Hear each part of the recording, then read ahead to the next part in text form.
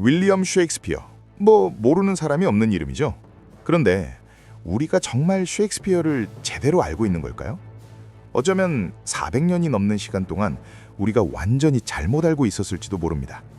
오늘은 그 오해의 베일을 한번 벗겨보려고 합니다.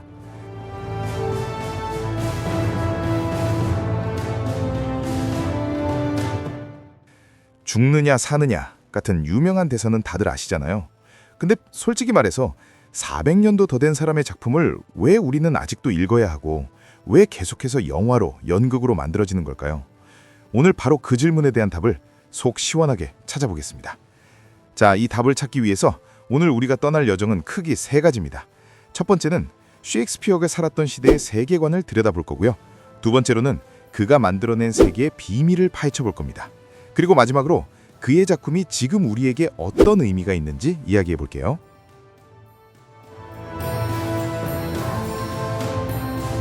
네, 첫 번째 이야기부터 시작하죠. 셰익스피어를 진짜로 이해하려면요. 먼저 그의 글을 읽고 연극을 봤던 사람들, 그러니까 엘리자베스 시대 사람들의 머릿속이 어떻게 돌아갔는지부터 알아야 합니다. 당시 사람들의 마음속에는 존재의 거대한 사슬이라는 세상을 보는 절대적인 프레임이 있었어요. 이게 뭐냐면 신부터 천사, 인간, 동물, 식물, 심지어 저 길가에 굴러다니는 돌멩이 하나까지 모든 존재는 신이 정해준 자기 자리가 있다는 믿음이었죠. 이건 그냥 그랬으면 좋겠다가 아니라 우주를 지탱하는 법칙 그 자체였던 거예요. 그렇기 때문에 이 사람들한테 혼돈, 즉 카오스는 우리가 지금 생각하는 방이 좀 어지럽네 이 정도 수준이 아니었습니다. 이 인용문에서처럼 그들에게 혼돈은 그냥 무질서가 아니라 세상이 만들어지기 전에 완전한 암흑, 다시 말해 세상의 종말을 의미하는 거대한 공포였던 거죠. 바로 이 지점이 셰익스피어 비극을 이해하는 핵심 열쇠입니다. 자, 희곡 맥베스에서 왕을 죽이는 장면 한번 떠올려 보세요. 당시 관객들한테 이건 그냥 정치적인 암살 사건이 아니었던 거예요. 신이 직접 임명한 왕을 죽인다? 이건 신이 만든 우주 질서 자체를 파괴하는 행위, 말 그대로 자연의 구조에 구멍을 뚫어버리는 끔찍한 범죄였던 거죠. 아마 그들은 정말로 세상이 무너지는 것 같은 공포를 느꼈을 겁니다.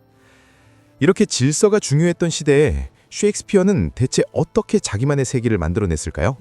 이제 두 번째 비밀의 문을 한번 열어보겠습니다. 이야기꾼 셰익스피어의 진면목이죠.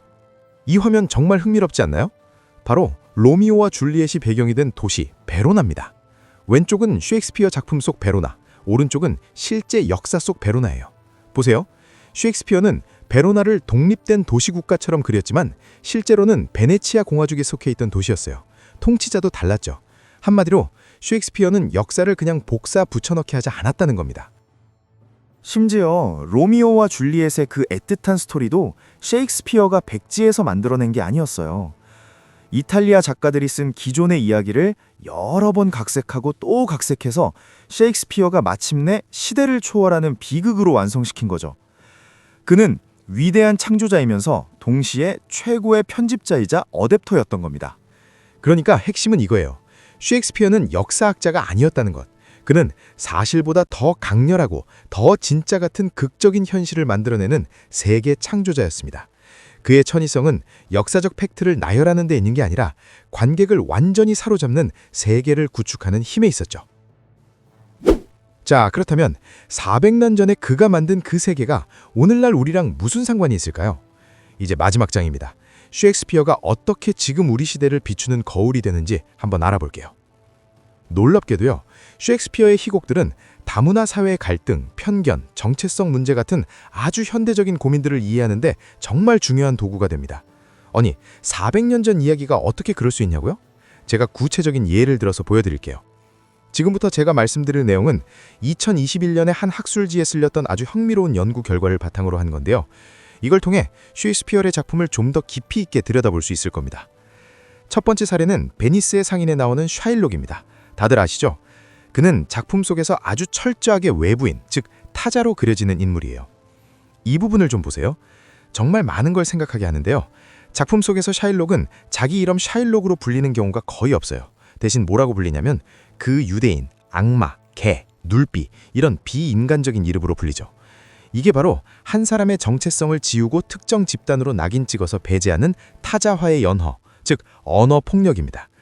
이런 언어 폭력, 오늘날 우리 사회의 혐오 표현들과 정말 비슷하지 않나요?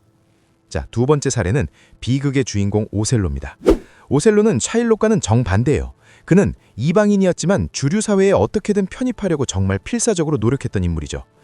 이 연구에서는 오셀로의 심리를 참종된 자아라는 개념으로 설명해요. 이게 뭐냐면 외부인이 자신을 차별하는 그 주류 사회의 가치관을 오히려 자기 것으로 받아들여버리는 거예요. 그래서 오셀로는 스스로를 무어린이 아니라 완벽한 베네치아인이라고 생각하게 됩니다. 자신의 진짜 정체성을 스스로 부정하면서까지 그 사회에 속하고 싶었던 거죠. 하지만 아내의 부정을 의심하는 순간 그가 애써 만들어온 완벽한 베네치아인이라는 정체성에 금이 가기 시작합니다. 이 대사에서 그는 자신의 더럽혀진 명예를 내 얼굴처럼 검게 되었다고 표현하죠.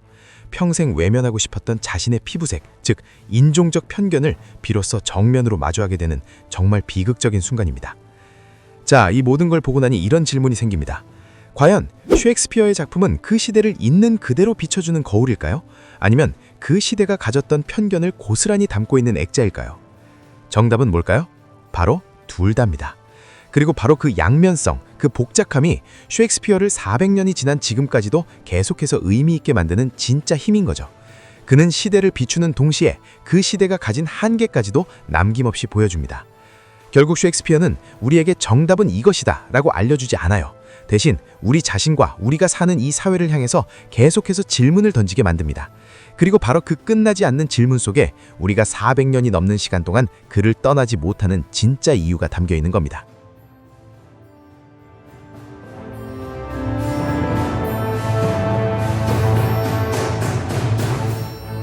지금까지 시간여행자의 노트였습니다. 오늘도 즐거운 여행이 되었는지 모르겠네요. 저는 다음 시간에 더 재미있는 내용을 가지고 다시 돌아오겠습니다. 그럼 다음 시간까지 안녕!